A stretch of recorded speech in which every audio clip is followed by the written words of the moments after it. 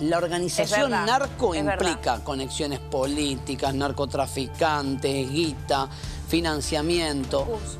¿Cómo? Recursos. Recursos, dice la doctora Pestegui que nos acompaña. Y el doctor Sánchez Calvarmaten. Ustedes fueron, explíquenle a la gente por qué están acá. Fueron los abogados de la familia de una de las víctimas de la masacre. Sí, de la familia Vina. De Leopoldo. Ahora también trabajamos con la familia Ferrón. Ah, bueno. Junto con el doctor Pierri. Están juntos, en esa misma causa. Sí. En Ferrón. Perfecto. Bueno, ¿qué lectura hacen de todo esto? Estábamos charlando con Melina. ¿Qué interpretación le dan primero a esta fuga? ¿Se inclinan a pensar más en una fuga, como plantea el gobierno, de una organización narcocriminal detrás? ¿O parece una cuestión más de corruptelas varias, de adorno al penitenciario, le pido un favor a un comisario amigo y me voy yendo? Bueno, mira, en principio nosotros lo conversamos y lo conocemos desde adentro por haber participado del debate y por conocer la investigación que hicieron los fiscales del triple crimen en Mercedes, la doctora Falabella, cuanto el doctor Bidone. Y conocemos los perfiles criminales y los antecedentes, los precedentes de estos delincuentes específicamente. Cosa que dijimos que era muy importante en su momento para poder aprenderlos, para poder encontrarlos, conocer cómo piensan, claro, el perfil criminal. perfil. Entonces, a partir de ahí, te podemos decir que lo que nosotros consideramos es que tienen un historial criminal en el que había connivencia con determinados policías provinciales y fuerzas policiales que los encubrían y en las que había connivencia, que pueden haberlos ayudado, pero de alguna manera, asimismo descartamos que pudiera pertenecer esta fuga, que pudiera incluirse en una situación de narcoayuda. No les da esa sensación, ¿no? No, sí, hoy lo decía Alejandro, que sí puede existir la ayuda de Pérez Corradi. ¿Por qué? Porque nosotros inferimos que si en ningún momento Martín Lanata, que es el vocero, es la voz cantante, es el líder, en ningún momento se olvidó de mencionar a Pérez Corradi cuando es el autor intelectual de ¿Nunca habló de Pérez Corradi?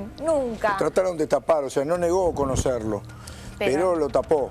Exactamente. Yo hace un rato te corregí el nombre de la empresa por Twitter, que es Helvetia, era la razón La que era social. socio de Era Pérez socio Corradi. Martín Lanata con Pérez Corradi. Pero es increíble las coincidencias. Sí, o sea, el el fin nombre de es parecido. semana hubo allanamientos en el Besia. Sí, tenés razón. Y la por eso me empresa que confundí. compartían Pérez Corradi con Lanata, correcto, con Martín Lanata, se llamaba Helvetia. Sí. Sí, ¿Y era ahí- una droguería?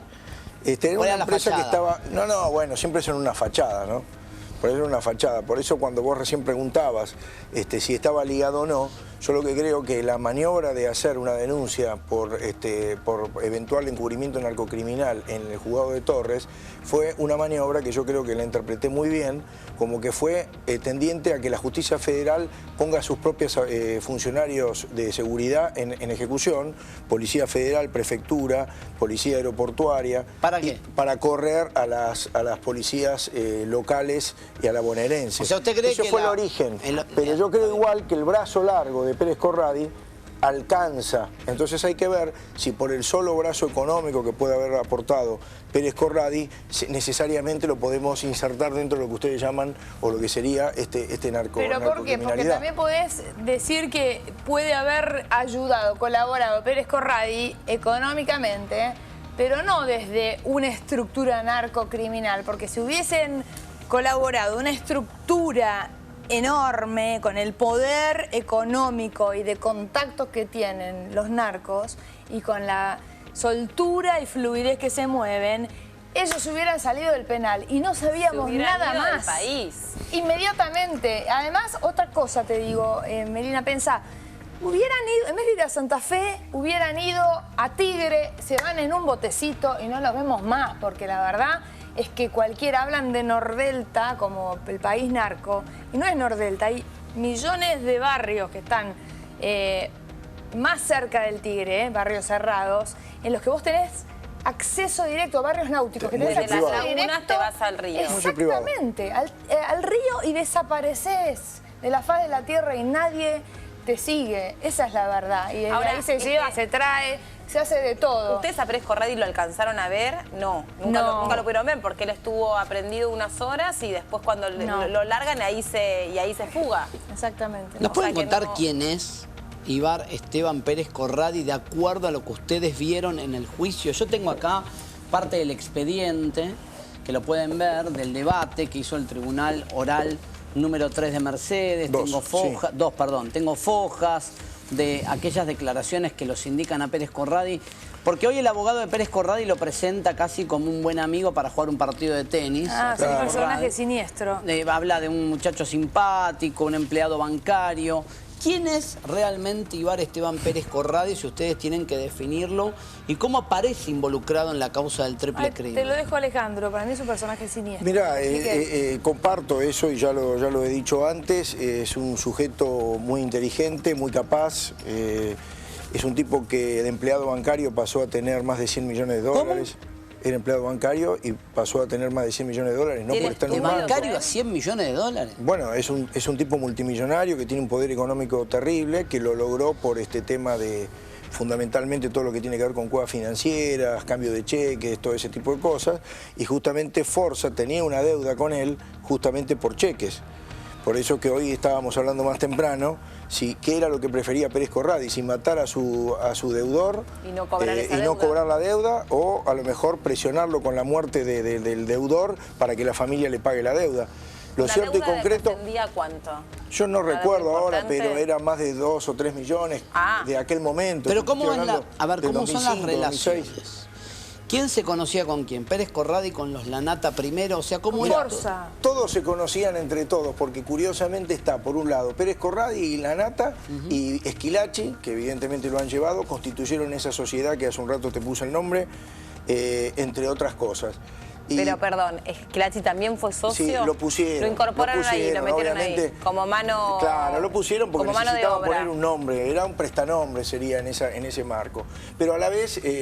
Esquilachi y Cristian Lanata ya se dedicaban a todo el tema vinculado con todo el tema automotor, con el robo automotor, etcétera, y tenían varias causas criminales que de hecho, ustedes sabrán, pero Cristian Lanata fue juzgado después de la sentencia del triple crimen por los otros delitos que había cometido en el robo y entrar en una casa donde habían tomado también privación ilegal de la libertad mediante, etcétera. O sea, no son personas que tenían... gente pesada. Eran realmente pesados. Por eso cuando nosotros nos enteramos que esta gente estaba prófuga, la verdad que nos preocupó porque no podíamos, por las víctimas, realmente nos daba mucho pavor pensar que esta gente ya había tenido un problema, revictimizarlos de nuevo con estas personas en libertad, que incluso amenazaron en la sentencia a todos los que estábamos ahí, a todos, de que se iban a vengar de nosotros, porque bla, bla, bla, bla. Los Lanata. En lugar de defenderse, los Lanata y los Esquilachi y los familiares, porque había público, incluso no sé si en el público no estaba este hombre que les facilitó la casa de Chascomús, porque durante ustedes tienen que pedir las fotos a la gente que sacó fotos durante el juicio, porque había público y yo creo que él estaba en el juicio. Mirá. Lo he visto en varias jornadas. Sí, vamos a contar en un rato lo que pasó con el panadero. Entonces, había una sociedad entre Lanata y Pérez Corradi, claro, a donde también lo meten para generar, no sé, negocios entre ellos. Necesitaban nombres y gente de confianza. Y bueno, ahí tenía por un lado también tenía vinculación Pérez Corradi con Lanata por el tema de armas, porque como este hombre estaba un poco ahí trabajando Martín Lanata en el RENAR, de alguna manera instructor de tiro, y el otro necesitaría aportación por los negocios que manejaba, etcétera, y a la vez también había vínculo entre Lanata y Forza. Entonces, y Forza a su vez le debía plata a Pérez Corradi. Entonces, ahí donde hubo, que fueron los móviles que se determinaron en la sentencia, que fueron cuevas financieras, el tema del posicionamiento, que ese yo creo que fue lo más importante para el negocio de la efedrina. Sí. Y en ese posicionamiento estaba, por un lado, Pérez Corradi, que quería hacer ese negocio con Martín Lanata, y por el otro lado, Forza estaba queriendo hacer lo mismo. Le quiso porque robar justo había muerto negocio. Tarsia. Entonces había Tarsia, recordémosle a la gente, era un representante. detenido en lo que se conoció como el Laboratorio de Drogas Sintéticas de Ingeniero Maschwitz. Y había que ocupar ese lugar. Claro, eran los que tenían el negocio de la efedrina, la importación con fines luego de volcar la efedrina como precursor químico. Claro. Recordá que ya tenía Pérez Corradi una causa, porque también, entre otros negocios que tenía una empresa de correo y encomiendas, una causa en la que traficaba pastillas a Estados Unidos y ahí lo detecta la DEA. O sea que y lo detienen en Argentina por esa causa. El capo, el dueño del negocio, era Pérez Corradi. ¿Y por qué cuando lo detienen en Argentina por el pedido de extradición norteamericano lo dejan libre? ¿Por qué? Porque Cancillería nunca hizo llegar el oficio a donde tenía que corresponder. Pero lo piden los jueces. Cubrió. Los jueces en ese momento Se pidió, pero Cancillería lo dejó planchar. planchado. No sabemos si por burocracia o dolosamente, pero lo cierto es que demoraron la entrega del oficio. Pero Entonces hizo un planteo técnico que el juez Ollarvide en ese caso lo denegó, pero la Cámara, con la Sala 1 interviniendo la Cámara Federal, lo dejó en libertad. La Cámara Federal libera con José los Pérez votos. Corradi, para que entienda la gente, estuvo preso ya en 2008, sí, luego de la masacre, no por la masacre, pero no, ya estuvo preso. Claro. Bien. Nosotros estábamos tranquilos cuando tramitaba el proceso de triple crimen, porque sabíamos que Pérez Corradi estaba detenido. Claro. Ahora, de un día para el otro, por un planteo técnico, aprovechando esta situación que estamos comentando en la Cancillería, el hombre pasa de estar preso a estar en libertad. Y encima dio un domicilio donde después cuando lo fuimos a buscar no estaba, mintió con los datos. Después cuando lo salimos a buscar apareció Broidman con su socio Rivelli a verlo a Guidone para decirle cómo se iba a entregar. Esto estoy hablando la secuencia cuando lo fueron a buscar. Y ahí es donde hizo lo mismo que está haciendo ahora para mí Broidman. Decir que se va a entregar, decir que ahora en un rato ¿Para va. qué hace esto? ¿Para qué? Para dar tiempo, porque sabe que sabemos dónde está. Entonces, ¿Cómo sabemos dónde está? Yo ya dije hoy dónde está en la triple frontera. No ¿Pero cómo lo sabe usted? No lo saben las Porque, autoridades. bueno, yo ya lo dije públicamente, ojalá que me paguen la recompensa. Está, lo que pasa es que hay que ir a buscarlo. ¿Quién tiene los recursos? Yo no tengo helicópteros, no tengo posibilidad de hablar ¿Por qué con no fueron autoridades. Hace 44 mucho que usted meses? sabe que está en la Yo triple hace por lo menos frontera. 3 meses sé que primero estuvo en el Country San Diego y que después se trasladó a la triple frontera. ¿Acá nomás? ¿En el Country San Diego? Estuvo en el Country San Diego. Sí. Estuvo en el Country San Diego. En General y lo Rodríguez. tenemos recontra chequeado que estuvo ahí. Yo lo lamento por la gente que se está enterando Pero ahora de eso. ¿dónde los buscan? No los buscan. Bueno, es que no lo buscaron. Siempre nosotros decimos que no lo buscaron. ¿Por qué?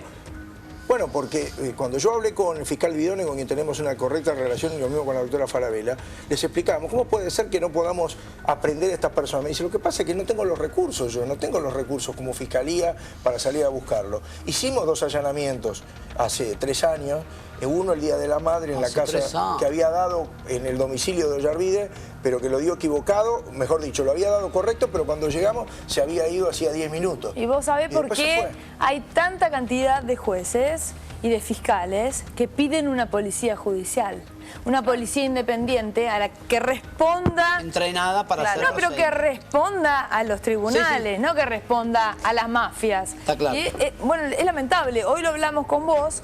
Es lamentable, ¿por qué? Porque a lo mejor hay millones de personas que trabajan sensatamente, con decencia, en las fuerzas policiales, en prefectura, en la armada, en donde vos quieras, o en la provincia, que si hablan o si hacen lo correcto, terminan mal.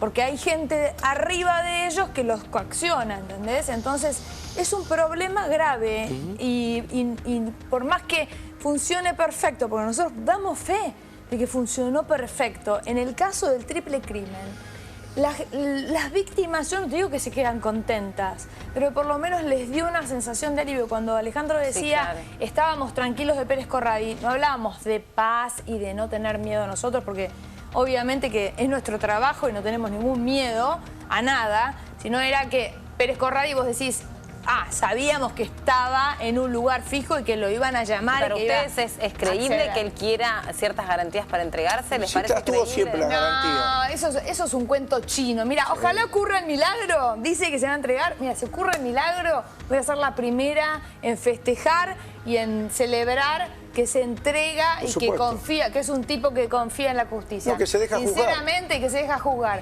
Sinceramente, es un cuento chino y además, por otro lado, te digo... Que tiene como en este caso nos tocó a nosotros defender a las víctimas. Otras tantas veces, en Ezeiza tenemos gente que está del otro lado, que son clientes nuestros, ¿entendés? Y que a lo mejor están imputados, están presos porque cometieron algún delito. Entonces, como abogado, vos tenés un rol de defensor o tenés un rol de atacante porque sos querellante o porque sos particular damnificado. En este caso nos tocó como particular damnificado, atacamos a quienes eran los supuestos criminales y delincuentes que... Y se demostró. Y se demostró que mataron a estos 3 empresarios, ¿no?